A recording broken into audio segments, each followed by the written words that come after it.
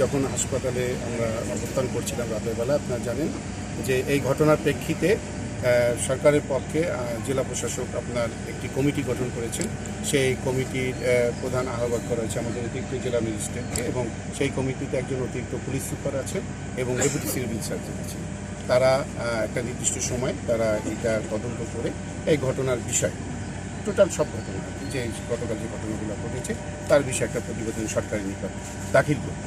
এছাড়া এই মারা যাওয়ার পর পুলিশের যে সকল কার্যক্রম থাকে, যে সুরাতাল করা, পোস্টমর্টেম করা, আইনি যে সকল পদক্ষেপ, সেগুলো সবগুলো নিয়ে আজকে ডেড বডি এখানে নিয়ে আসা হয়েছে এবং একে যথাযোগ্য মর্যাদায় আপনার দাফন করা হবে।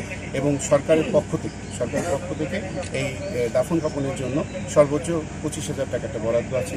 সেই বরাদ্দের টাকাটা আমরা তার পরিবারের হাতে, আমি নিজের হাতে তুলে দিচ্ছি। আমাদের এসপি মহোদয়ের সাথে ছিলেন এবং এখানে অতিরিক্ত জেলা ম্যাজিস্ট্রেট, আমাদের উপজেলা পরিষদের চেয়ারম্যান, আমাদের রাজনৈতিক নেতৃবৃন্দ, সাংবাদিক, আমাদের অতিরিক্ত পুলিশ সুপার সহ যারা গণ্যমান্য ইউনো সাহেব আছেন, সবাই উপস্থিতিতে আমরা সরকারের পক্ষে সেই টাকাটা তুলে দিয়েছি।